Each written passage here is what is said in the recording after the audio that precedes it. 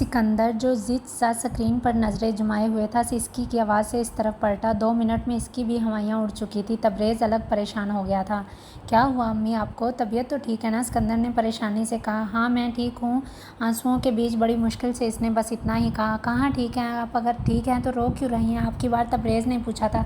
कितनी जल्दी बड़े हो गए तुम लोग। कल तक तो मेरी उंगली पकड़ कर चलते थे और आज एक ख़ानदान संभालने के काबिल हो गए। कितनी जल्दी सब गुजर गया और आज तुम्हारे सर सेहरा बांधने का दिन आ गया। इतना कहकर उनके आंसुओं में और रवानी आ गई थी, जबकि इन दोनों ने अपनी रुकी हुई सांसें बहाल की।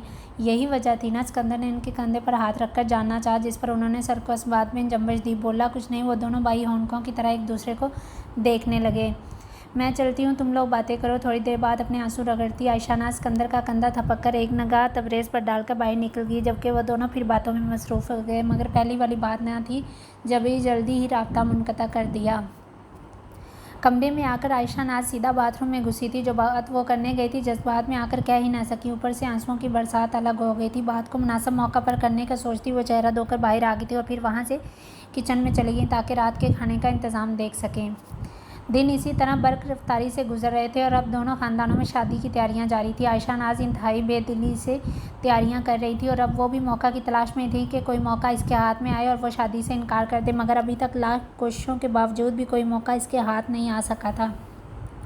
इसलिए थोड़ा बहुत वो इसे अल्लाह की रज़ा समझकर नीम राज़ी हो चुकी थी और अब बस अच्छी किस्मत की दुआ कर रही थी। अगले हफ्ते सबीहा के इम्तिहान शुरू हो जाने थे और इम्तिहान ख़त्म होने के ठीक एक हफ्ते बाद घर में शादी की शहनाइयाँ बजने वाली थीं। दूसरी तरफ रुखसाना और हूर जहाँ ज़हनी दबाव की बुलंद सतह पर थे, उन्हें समझ नहीं आ रहा था कि आखिर मिद्दत की तरफ से इनकार क्यों नहीं हो पा रहा। अपनी तरफ से तो वो सारी कोशिशें कर चुके थे, मगर फिर भी वो मुतमईन थे। जो काम उन्होंने इमाद के ज़िम्मे लगाया था, उन्हें पूरा यकीन था कि इसमें कामयाबी ज़रूर मिलेगी और ऐन शादी के मौका पर घर में ज़रूर कोई धमाका होगा। मिद्दत शादी से इनकार कर देगी, आयशानाज़ की मेहमानों के सामने बेइज्जती हो जाती और फिर वो हमदर्दी निभाते हुए रुखसाना से निकाह करने की बात करती और वो अपनी इज़्ज़त बचाने के लिए लाजमी इस रिश्ते के लिए हाँ कर देते और फिर आयमा की जगह रुखसाना दुल्हन बन जाती। मगर इनके साथ भी वही सब कुछ होना था। जब इंसान अपनी अकल को काफ़ी समझ लेता फिर मुँह की खाता है। दूसरी तरफ सबीहा को मुसलसल धमकी अमेज़ खत मौसूल हो रहे थे। धमकी की नौयत भी इंतहाई अजीब सी थी। ख़त की इबारत ज़्यादातर इन अल्फाज पर मुश्तमिल होती कि हमारी बात मान लो और हमें यूनिवर्सिटी के ग्राउंड में आकर मिलो, वरना तुम्हें एग्ज़ाम्स में फ़ेल कर दिया जाएगा। हर ख़त के इख्तिताम में बस एक ही बात के एग्ज़ाम में फ़ेल कर दिया जाएगा। पहले ख़त पर तो सबीहा की आंखें हैरत से खुली की खुली रह गईं, लेकिन फिर इसने ये सोचकर खुद को तसल्ली दी कि बड़े आए एग्ज़ाम में फ़ेल करने वाले हूँ। ये आइडिया भी इमाद और इसके 3 जिगरी यारों का था। इन्हें रुखसाना कुछ मशकूक लगी और जो काम इसने करने को कहा था वो भी इन्हें अजीब लगा। उन्होंने सोचा किस तरह सबीहा से मिलकर बात करते हैं, देखते हैं कि आग दोनों तरफ लगी है या एक ही उसमें जल रहा है। माज के थप्पड़ खाने के बाद इन लोगों में हिम्मत नहीं हुई कि वो खुद भी एक लड़की से अपनी इज़्ज़त अफजाई करवाते। इसलिए उन्होंने सोचा कि एग्ज़ाम में फ़ेल कर देने वाली धमकी कारगर होगी, क्योंकि लड़कियों की असल जान तो ग्रेड्स कम होने से निकलती, मगर इस पर अभी तक कोई असर नहीं हो पा रहा था। दूसरी तरफ रुखसाना इन्हें फ़ोन करके बार बार जल्दी काम करने का हुक्म देती रहती थी। वो सारे बुरी तरह फंसे थे, मगर उन्होंने रुखसाना से 1.5 लाख की रकम बटोर ली थी। इसके अलावा अगर कभी सबीहा माज से बातचीत करती नज़र आती तो वो इन दोनों की दूर से ही तस्वीरें खींच लेते, मगर अभी तक उन्होंने ये तस्वीर रुखसाना को नहीं दिखाई थी। वो एडवेंचर से मजबूर लड़के रुखसाना से मज़ीद रकम बटोरने के ख्वाहिशमंद थे ताकि अपने इस कारनामे को यादगार बना सकें। रुखसाना हवेली से छुप छुपाकर बार बार इनसे मिलने नहीं आ सकती थी और यह बात इन चारों के लिए ऐसी थी जैसे गर्मी में शजर का ठंडा साया। लेकिन वो जितनी बार भी इनसे मिलने आती वो इसे ऐसी तसल्ली देती कि वो खुश हो जाती और अपनी कामयाबी पर फूलें न समाती। इसके चेहरे पर इत्मीनान देखकर अमाद और इसके साथियों की आंखों में मज़ीद चमक आ जाती कि अभी इसे मज़ीद कैश किया जा सकता है और वो उनकी चिपकड़ी चुपड़ी बातों से ऐसे मुतासर हो जाती कि फिर सारी परेशानियाँ भूलकर फिर से मुतमिन हो जाती और फिर वापस हवेली जाकर हूरजहाँ को बिल्कुल ऐसे ही मुतमिन करती जिस तरह माद ने उसे किया होता। इन दोनों को बिल्कुल इल्म नहीं था कि उन्होंने बिल्कुल गलत बंदे से मदद मांगी। शुरू के दिनों में माद का ग्रुप इस सब को पूरी तरह से एंजॉय कर रहा था। इनकी दिलचस्पी भी दीनी थी। वो चारों सोच रहे थे आखिर ऐसा क्या हुआ कि रुखसाना सबीहा का इमेज ख़राब करना चाहती है। उनके ख्याल में रुखसाना जिस लड़के को पसंद करती है शायद सबीहा भी उसी से शादी करना चाहती। ये बात तो वो रुखसाना से उगलवा ही चुके थे कि सबीहा और रुखसाना आपस में कज़न थी। वो चारों इसे आम सा ही हसद समझ रहे थे जो अमूमन लड़कियों में पाया जाता है। रुखसाना इन चारों को जिस काम का कर जाती वो जानबूझकर इसे उलट कर रहे थे। वो सिर्फ़ और सिर्फ इसका रद्द अमल और हिम्मत देखने के लिए इन्हें बड़ा मज़ा आ रहा था। रुखसाना ने इन्हें जो खत लिखने को कहा था उसमें इन्हें ये लिखना था कि अगर अपनी बहन की ज़िंदगी चाहती हो तो इस शादी से इनकार कर दो, वरना तुम्हें सारी ज़िंदगी पछताना पड़ेगा। खत की इबारत माद और इसके यारों के लिए काफ़ी दिलचस्प थी। वाओ, अमेजिंग, कितना मज़ा आने वाला है हमें। बहन की ज़िंदगी, शादी से इनकार, पछताना, ये वो जुमला था जो उन्होंने खत लिखते हुए कहा था। इंटरेस्टिंग। और ये वो लफ्ज़ था जो इसके जवाब में इन तीनों के मुँह से बैक वक्त निकला था। वो ये खत लिख भी देते, मगर जब अमाद का एक दोस्त उन्हें ये कहकर ना रोकता, सबीहा के शादी के इनकार से इसकी बहन की ज़िंदगी का क्या ताल्लुक़, हमें ये खत इस तरह से नहीं भेजना चाहिए। हो सकता है कि सबीहा अपनी बहन के लिए जज्बाती और वो अपनी शादी से इनकार कर दे, क्योंकि अगर बहन की शादी हो रही है तो शादी से इनकार का सबीहा से क्यों कहा जाता है। इस बात से सब मुतफिक हुए थे और उन्होंने ये फ़ैसला लिया था कि सबीहा को मिलने के लिए किसी जगह पर बुलाएं और उससे ये कहें कि हमें तुम्हारे मंगेतर को मारने का हुक्म मिला, और अगर तुम इसकी ज़िंदगी चाहती हो और ये भी जानना चाहती हो कि ये हुक्म किसने दिया है तो हमारी बात आकर सुनो और हमसे मिलो। तो हमें ख़त में यही लिख देना चाहिए ना। ये वो मशवरा था जो एक लड़के ने बेताब होकर दिया था। नहीं, अगर हम उसे यही लिख कर दे देंगे तो मुमकिन है कि वो पुलिस से रब्ता करे और हम अपने एडवेंचर में पुलिस को अफोर्ड नहीं कर सकते। और ये वो बात थी जो मशवरे के जवाब में कही गई थी। हमें कुछ ऐसा करना चाहिए कि वो बस एक बार आकर हमारी बात सुनने के लिए तैयार हो जाए, फिर हम ये देखेंगे कि वो कितना मजबूर हो सकती है, फिर हम उसकी मजबूरी का फ़ायदा उठाकर अपनी दौलत में मज़ीद इजाफा कर सकते हैं। माद ने आंखों में चमक लिए कहा था। फेल कर दें, आसम ने इंतहाई चीख कर कहा था। क्या मतलब? बाकी तीनों ने नासमझी से उसे देखकर पूछा। मतलब ये कि लड़कियों को अगर फ़ेल कर दिया जाए तो आधी जान तो उनकी ये सोच कर ही निकल जाती है कि वो फ़ेल भी हो सकती हैं। देखा नहीं कभी लड़कियां पोजीशन लेकर भी किस कदर होती हैं कि वो इस वक्त भी अपने रिज़ल्ट से मुतमिन नहीं होती। इनके नज़दीक आसम ने इंतहाई अक्लमंदाना मशवरा दिया था। तीनों ने आसम को खूब सराहा, जबकि दिल ही दिल में इससे खूब मुतासर भी हो गए थे। तीनों की आंखों में अपने लिए सताइश का आंसर देखकर आसम को अपना आप भी ज़हीन लगने लगा था। मशवरे से मुतफिक होते हुए उन्होंने अगले दिन वो खत सबीहा के हॉस्टल में भिजवा दिया था। इसे पाकर सबीहा वक्ती तौर पर परेशान ज़रूर हुई थी। इस दिन इसने लंच भी नहीं किया था और ना ही ज़्यादा किसी से बात की थी। ये सब देखकर इन्हें अपना मंसूबा कामयाब होता नज़र आ रहा था। उनका ख्याल था कि वो या तो इनसे जल्द मिलने आएगी या फिर वो किसी न किसी से ये बात शेयर करेगी, इसलिए उन्होंने इसकी जासूसी शुरू कर दी थी।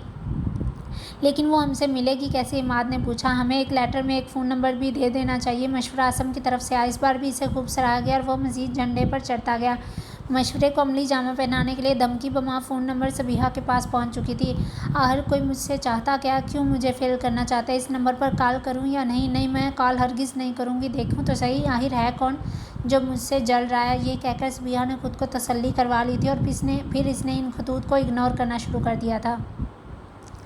इमाद के ग्रुप का ख्याल था कि वो किसी न किसी से मदद ज़रूर मांगेगी, इसलिए वो इस बात की पूरी निगरानी कर रहे थे। 6 माह में 3 बार सबीहा की माद से रस्मी बातचीत हुई थी और ये मुलाकात महज इत्तेफाक की थी। इन तीनों मौका की तस्वीर आसम के मोबाइल में सेव थी। अभी तक ना ही सबीहा ने इस नंबर पर रब्ता किया था और ना ही इसने किसी से मदद मांगी थी। ये सूरत हाल इमाद और इसके ग्रुप के लिए तशवीशनाक थी, लेकिन जब भी इनकी रुखसाना से कोई बात होती तो वो इससे किसी मसले का बहाना बनाकर मज़ीद रकम का मुतालबा कर देते और फिर 2-3 दिन में वो रकम इनके हाथ में आ जाती। ऐसा सिर्फ फ़ोन पर होता, वरना जब कभी वो मिलती तो वो इससे कुछ मांगने के बजाय इसे तसल्लियाँ दे रहे होते।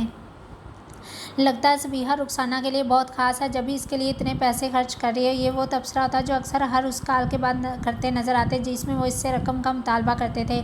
यूनिवर्सिटी में इम्तिहान की तारीख करीब आ चुकी थी, इसलिए वो चारों भी अब संजीदा हो गए थे। पढ़ाई अपनी जगह और खेल कूद अपनी जगह, ये वो जुमला था जो आसम ने बाकियों को सबीहा की जासूसी में मगन देखकर बोला था ताकि इन्हें तालीम का एहसास दिला सके, और इन सब पर असर भी हो गया था। इन सब ने रुखसाना वाले मामले को मुलतवी कर दिया था और रुखसाना की कॉल को भी नज़रअंदाज करने का इरादा कर लिया था। इसके इस जुमले से आसम की दूर अंदेशी और बुर्दबारी का सब ने एतराफ़ किया था, जिस पर आसम भी फूले ना समाया। इम्तिहान की तैयारी में एक हफ़्ता भी इसी की नज़र हो चुका था। इसके बाद वाला हफ़्ता भी इसी सब में गुजरा। दिन गुजरते गए और इनका आखिरी पेपर भी हो चुका था। अब आखिरी साल के स्टूडेंट को घर चले जाना था, दोबारा कभी ना आने के लिए। इमाद और इसके ग्रुप को इस बात का गहरा कलक था कि वो सबीहा से मुलाकात नहीं कर पाए, और कलक से ज़्यादा इन्हें सदमा था कि आखिर कोई ऐसी लड़की भी इस दुनिया में पाई जाती है जिस पर फेल कर देने की ख़तरनाक धमकी तक ने असर ना किया। लेकिन इन्हें इस बात की खुशी थी वो इसकी शादी टूटने का बायस ना बने। अब वो आराम से शादी कर सकती थी। सबीहा पेपर से फारिग होकर दोबारा हॉस्टल आई थी। से जल्द अपना सामान समेट कर गाँव जाना था ताकि वो शादी की तैयारियों में हिस्सा ले सका। अपनी शॉपिंग तो इसने शहर से ही कर ली थी, बाकी दूसरी चीज़ें मिदत ने गाँव से ही ले ली थी। अलबत्ता काफ़ी बार वो खुद भी शहर आई थी, खरीदारी के लिए हर बार सबिहा हॉस्टल में ही रही थी। इम्तिहान की वजह से वो जा नहीं सकी थी। अगर चले जाती तो यकीनन माद या इसके दोस्तों में से किसी को खबर हो जाती, क्योंकि वो इस पर नज़र रखे हुए थे। अपने कपड़े समेटते हुए इसकी नज़र सामने खिड़की पर मौजूद गमले पर पड़ी। इसके नीचे एक लिफाफा चिपका हुआ था। एक लम्हे में वो पहचान गई कि खत किसकी तरफ से आया होगा। अब तक जितने भी खतूत इसे मौसूल हुए थे वो इसी गमले के नीचे रखे होते थे। इसने फ़ौरन से पेशतर इस खत को झपटा था। रफ्तार ऐसी तेज़ थी कि गमला लड़खड़ा कर नीचे गिर चुका था और अब ज़मीन पर इसके टूटे हुए टुकड़े पड़े थे। वो गमले के मलबे को नज़रअंदाज करती हुई बेड पर आकर बैठी और जल्दी से लिफाफा चाक करके इसमें से कागज़ बाहर निकाला। हल्के गुलाबी रंग के इस कागज़ पर नीले रंग से सतर तहरीर थी। इसे कभी सफ़ेद कागज़ मौसूल नहीं हुआ था। हर बार मुख्तलिफ हल्के रंगों के कागज़ ही इसे मौसूल होते, मगर तहरीर लिखने के लिए 2 रंग के मार्कर ही इस्तेमाल में लाए गए थे, एक गहरा नीला और दूसरा स्याह। रोमन उर्दू में लिखे जाने वाले ख़त की लिखाई काफ़ी खूबसूरत थी, या शायद इसकी खुद की लिखाई से काफ़ी बेहतर थी, और यह ख्याल भी उसका अपना था। इस बार जो ख़त इसे मौसूल हुआ था इसने इसकी आंखें हुजम से बड़ी कर दी थी। वो काफ़ी देर तक वो ख़त लेकर बैठी रही। कुछ लम्हे के लिए तो खौफ की एक लहर इसके जिस्म में सरायत कर गई थी, मगर कुछ देर में इसने खुद को संभाल लिया। बार बार वो इस इबारत को पढ़ रही थी, मगर इसे अभी तक यकीन नहीं आ रहा था। ख़त में लिखी गई इबारत ये थी: काफ़ी बहादुर लड़की साबित हुई, आप फेल हो जाने का खौफ भी आपका कुछ ना बिगाड़ सका। हम काफ़ी मुतासर हुए हैं, आपसे बहुत खुशी होगी हमें अगर आप हमें भी शादी में इनवाइट करें। माज ग्रुप। ख़त की तहरीर वाकई इसे हैरान कर देने के लिए काफ़ी थी। वो जो इससे सिर्फ मजाक समझ रही थी वो हरगिज़ मजाक नहीं था। बात अगर इतनी होती तो काफ़ी थी, लेकिन शादी के जिक्र ने इसे सख्त परेशानी में डाल दिया था। आखिर उन्हें कैसे पता चला कि घर में शादी हो रही? वो बस यही बात सोचे जा रही थी। माज को अच्छे तरीके से जानती थी। ये वही था जिसकी वजह से माज ने इससे थप्पड़ खाया था, लेकिन इसने ख्वाब में भी कभी इस सब का जिम्मेदार इसे नहीं ठहराया था। अब तो इससे मिलना वाकई इसके लिए बहुत अहम हो गया था। इसने जल्दी से इस फ़ोन नंबर को देखा जो इबारत के बिल्कुल नीचे ही दर्ज था। पहले 2 के अलावा हर खत में ही फ़ोन नंबर दर्ज होता था। इसने कभी भी इस नंबर को इस्तेमाल ना करने का फ़ैसला लिया था, मगर अब वो अपने ही फ़ैसले पर डामाडोल हो रही थी। इनसे बात करने का इरादा करते हुए इसने नंबर पर कॉल मिलाई। दूसरी बेल पर ही कॉल उठा ली गई। अस्सलाम वालेकुम, दूसरी तरफ से कहा गया। वालेकुम अस्सलाम, मैं सबिहा। घबराते हुए इसने अपना तारुफ करवाया। ना चाहते हुए भी इसे डर लग रहा था। जी मैं जानता हूँ, अगले तरफ से मुतमिन अंदाज में जवाब आया। सबिहा की तरफ से मुकम्मल खामोशी छा गई थी। दूसरी जानब से भी इसके बोलने का इंतज़ार किया जाता रहा। आपका नाम? इसने हकलाते हुए पूछा, मगर दूसरी तरफ से बात काट दी गई। माद पुरअतमाद लहजे में जवाब दिया गया। मैं आपसे मिलना चाहती हूँ, सबिहा ने बताया। श्योर, मैं आपको एड्रेस सेंड कर देता हूँ, आप वहाँ पहुँच जाए ठीक शाम 5 बजे। इतना कहकर कॉल मुनक़ता हो गई। वो अभी फ़ोन कान से लगाई बैठी थी जब इसके मोबाइल पर मखसूस टोन बजी। इमाद की तरफ से मैसेज आया था और इसे एक रेस्टोरेंट में बुलाया था। कुछ सोचते इसने ओके का रिप्लाई कर दिया। वो फर्श पर टूटे हुए गमले के टुकड़े समेट रही थी। तकरीबन 4:45 बजे वो अपना पर्स उठाती हॉस्टल की इमारत से बाहर निकली थी। शहर में इसके पास गाड़ी और ड्राइवर नहीं था, इसलिए इसे यहाँ कोई टैक्सी या रिक्शा करनी थी। कुछ देर पैदल चलकर इसे खाली रिक्शा नज़र आई। हाथ के इशारे से इसने इसे अपने करीब बुलाया। रिक्शा आकर खड़ी हो चुकी थी। वो एक CNG रिक्शा थी जिसका ड्राइवर गंदमी रंगत का 1.5 उम्र शख्स था। माथा पसीने से तर था, जबकि गालों पर गड्ढे थे जिससे पहले दानों ने इन जगहों पर बसेरा कर रखा होगा। सफ़ेद कुर्ता शलवार जो कि पिलाहट का शिकार थी में मलबूस, गले के ऊपर के 2 बटन खुले हुए थे, बाएं कंधे पर रुमाल डाला था। जी बाजी, ड्राइवर ने बड़ी संजीदगी से पूछा। बाजी लफ्ज़ पर एक लम्हे को सबिहा के मुंह का जाविया बदला, लेकिन वो इस वक्त किसी किस्म की फजूल बहस में पड़ना नहीं चाहती थी, इसलिए इसने जल्दी से एक रेस्टोरेंट का नाम बताया जो तकरीबन 20 मिनट की ड्राइव पर था। कितने पैसे लेंगे आप? ड्राइवर के पीछे बैठने के इशारा करने पर इसने पहले किराया पूछना मुनासिब समझा। 250, इसने इंतहाई स्पॉट लहजे में बताया। रिक्शे का इंजन बंद नहीं था, जो इस बात का अहम सबूत था कि इसे इंतहाई जल्दी थी, और वह जवाब भी इंतहाई जल्दबाजी में ही दे रहा था। 250 दिमाग ठीक है आपका? इंतहाई हैरत के आलम में वो तकरीबन चीखी थी। अब की बार उस आदमी के चेहरे पर नागवारी ने अपनी झपक दिखलाई थी। बिल्कुल मुनासिब है, ड्राइवर ने मुंह मोड़ते जवाब दिया। इसे समझ नहीं आया इसने किराए को मुनासिब कहा था या अपने दिमाग को। कहाँ से मुनासिब है? आपको कुछ पता है 250 रुपया में क्या कुछ आ जाता? सबिहा शुरू हो चुकी थी। ना चाहते हुए भी वो बहस करना शुरू कर चुकी थी। बाजी CNG बंद, अब हम क्या करें, हमारी भी मजबूरी है। ड्राइवर ने भी इंतहाई तल्खी से कहा था। तो पेट्रोल डलवा लो, मैंने कहा था कि CNG पर रिक्शा चलाओ। क्या आपको नहीं पता कि इस मुल्क में आए दिन CNG की हड़ताल होती रहती है? इसने भी ज़्यादा खुफगी से जवाब दिया था। अच्छा बाजी आप बता दें आप क्या देंगे? इसने टालने वाले अंदाज में पूछा। बाजी? फिर बाजी? मैं तुम्हें शक्ल से बाजी लगती हूँ? तुम्हारी उम्र से आधी तो होंगी, खुद को देखा है कभी? इसने इंतहाई जारहाना अंदाज में इसे सुनाना शुरू कर दिया था। इसे सख्त गुस्सा आ रहा था। इस सब के पीछे मात का हाथ था। जब उसे ये पता चला ताकि इसका मूड सख्त ख़राब है। ऊपर से यहाँ धूप में चलने और फिर सिर्फ 20 मिनट दूर रेस्टोरेंट के 250 रुपये मांगने पर इसके गुस्से में मज़ीद इजाफा हो गया था। बार बार बाजी लफ्ज़ की तकरार से तो इसे सख्त इश्तियाल आ गया था और अब वो अपना सारा गुस्सा इस बेचारे ड्राइवर पर निकाल रही थी।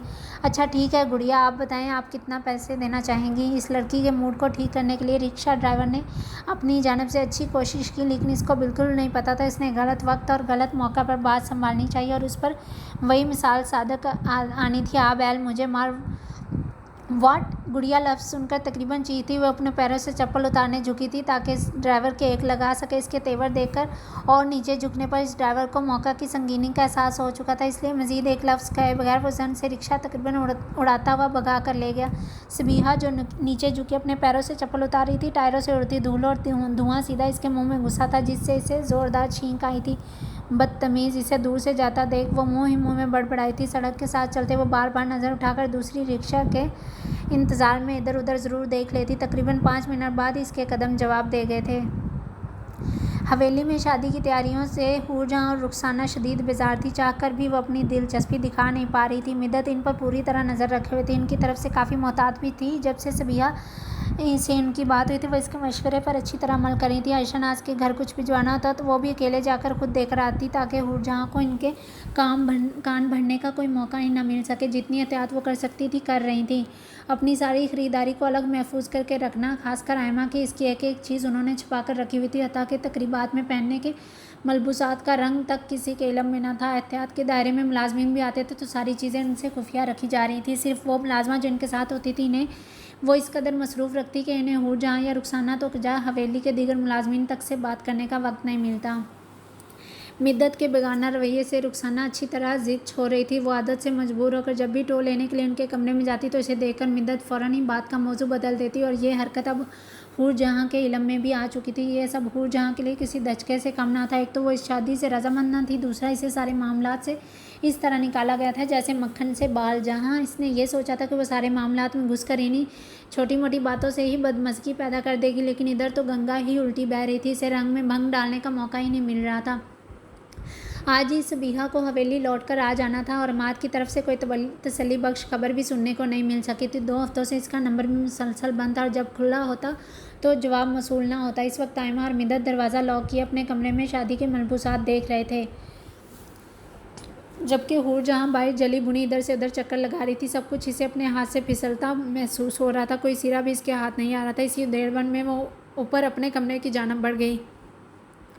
रुखसाना की परेशानी भी हद से सिवा थी। वो अपने कमरे में बैठी शदीद कुफत का शिकार हो रही थी। बिखरे हुए बाल इसकी हालत की टूट फूट की अक्कासी कर रहे थे। बेड से नीचे पाँव लटकाए वो मुसलसल अपने घुटने हिला रही थी। जब इसका हाथ बेड पर रखे हुए अपने सर पर आया, सोचो कि इस सार से बाहर आते इसने अपने हाथ के नीचे दबे मोबाइल फ़ोन को एक नज़र देखा और फिर इसे उठा लिया। कुछ सोचते इसने इमाद को दोबारा कॉल करने का फ़ैसला किया। दूसरी तरफ बेल जा रही थी मगर कोई उठा नहीं रहा था। कुछ देर बाद इसने फिर कॉल की।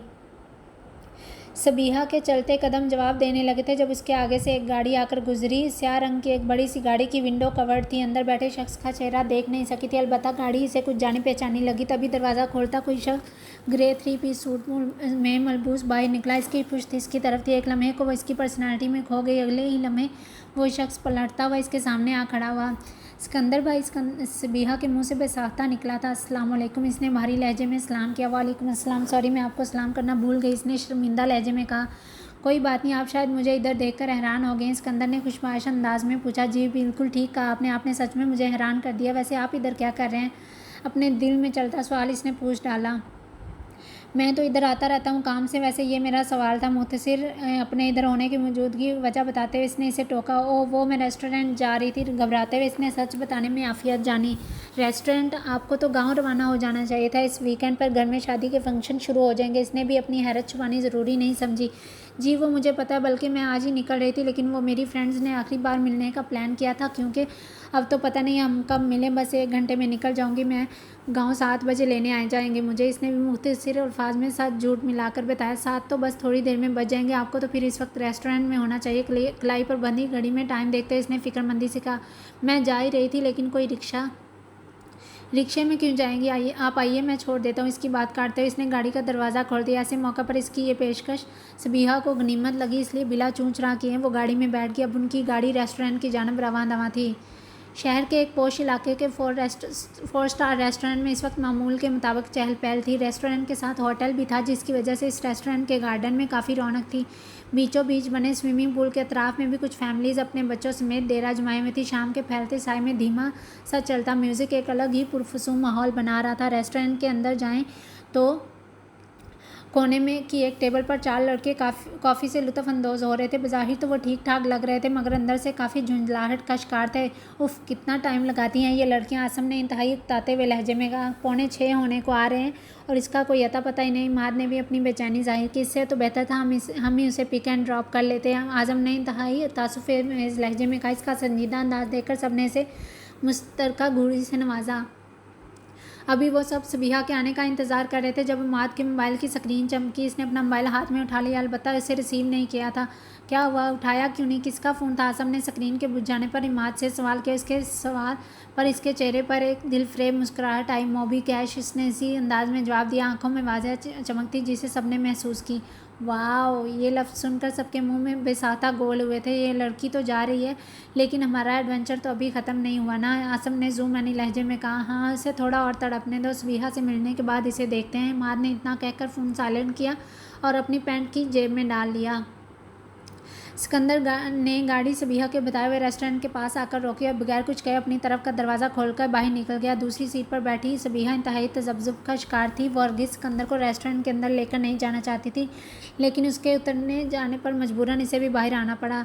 सबीहा की आवाज़ बिल्कुल घुट चुकी थी और वह वहीं गाड़ी के दरवाजे के पास खड़ी सिकंदर को मुतज़ब्ज़ब सी देख रही थी। क्या हुआ, अंदर नहीं जाना? सिकंदर ने इसे वही जमा देखकर सवाल किया। जाना है, घबराहट के अरे इसके मुंह से बेसाता निकला। तो फिर जाएं, इसने फिर से टोका। आप वापस नहीं जा रहे? इसके दिल का खौफ जुबान पर आया। गलत काम करते हुए इंसान का दिल घबराने लगता है, वसवसे और ख्यालात इसे सताने लगते हैं, इसका ज़मीर इसे झंझोड़ने लगता है, एक नादीदा खौफ इसे मुकम्मल अपने हिसार में ले लेता है। इसके साथ भी कुछ ऐसा ही हो रहा था। वो नहीं चाहती थी कि इसका होने वाला बहनोई इसे किसी नामहरम लड़के के साथ एक रेस्टोरेंट में देखे। हाँ, ये सच था कि इससे मिलना ज़रूरी हो गया था, लेकिन अपनी इज्जत इसे हर चीज़ से ज़्यादा प्यारी थी। नहीं, मुझे यहाँ कुछ काम है। होटल की लॉबी में गाड़ी पार्क करके मैं इधर से अपना ज़रूरी काम निपटाऊंगा जब तक आप भी अपनी दोस्तों से मिल लें, और अगर आपको लेने के लिए गांव से गाड़ी नहीं आती तो मैं आपको ले जाऊंगा। वैसे भी मुझे आज वापस लौटना है, इसने संजीदगी से बताया। बहुत शुक्रिया आपका, आप अपना काम करें, मुझे लेने के लिए गाड़ी आ जाएगी, मेरी ड्राइवर से बात हो चुकी है। एक हल्की मुस्कुराहट के साथ इसने इसे जवाब दिया। वो इसके साथ अंदर नहीं आने वाला था, यह सुनकर वो मुतमिन हो चुकी थी। ठीक है, फिर आप जाएं अंदर, मैं गाड़ी पार्क कर लूँ। इतना कहते इसने हाथ के इशारे से इसे अंदर जाने को कहा। इसका इशारा पाते ही सबीहा अंदर रेस्टोरेंट के गेट से दाखिल हुई। बीचों बीच बने स्विमिंग पूल पर कुछ फैमिलीज़ इंजॉय करती नज़र आ रही थी। गार्डन में बहुत से बच्चे खेलते हुए नज़र आ रहे थे। इनमें से ज़्यादातर रेस्टोरेंट में खाने आने वाली फैमिलीज़ के साथ है, जबकि चंद होटल में काम करने वाली फैमिलीज़ के साथ। इन सब को देखती हुई वो आगे बढ़ने लगी। सामने ही रेस्टोरेंट की बिल्डिंग शुरू हो गई थी। अंदर काफ़ी रश नज़र आ रहा था। इसी बिल्डिंग के कोने पर होटल की सीढ़ियाँ थी और अंडरग्राउंड लॉबी, जिसमें जाने के लिए लाजमी अंदर दाखिल होकर स्विमिंग पूल के नज़दीक बनी रवश पर चलकर जाना पड़ता। सबीहा भी इर्द गिर्द के मंजर में खोई हुई आगे बढ़ रही थी। जब सिकंदर अपनी गाड़ी लेकर अंदर दाखिल हुआ, स्विमिंग पूल के साथ बनी रवश पर गाड़ी चलाते हुए इसकी नज़र बेसाख्ता ग्लास वाल से अंदर नज़र आने वाली टेबल पर बैठे एक लड़के पर पड़ी, जिसे वो फ़ौरन ही पहचान गया था। इसे कुछ अर्सा पहले का वाक़या याद आया। अभी वो लड़का अपने अलावा 3 लड़कों के साथ बैठा था जो इसी के हम उम्र थे। यकीनन इसके दोस्त होंगे, ये सिकंदर ने सोचा था। अचानक इसकी नज़रों ने सबीहा का ताक़ुब किया जो इसी टेबल की ज़िम्मत बढ़ रही थी। इस टेबल पर बैठे हुए चारों लड़कों की निगाह भी सबीहा पर पड़ चुकी थी। वो इसे देखकर मुस्कुरा रहे थे। इस मंजर से सिकंदर की पेशानी पर बल पड़े। तभी अचानक से कोई लड़की सबीहा के आगे आकर उससे बातों में मसरूफ़ हो गई थी और इसका हाथ पकड़कर इसे दूसरी टेबल पर ले गई जहाँ पहले से चंद लड़कियाँ बैठी थी। वो कितनी ही तरह थी इसे इस तरफ से नज़र नहीं आ रही थी। वो सारी सबीहा से काफ़ी बेतकल्फ़ी से बात कर रही थी, जबकि वो खुद थोड़ी संजीदा थी। सिकंदर ने एक गहरी सांस फ़िज़ा में खारिज की और अपनी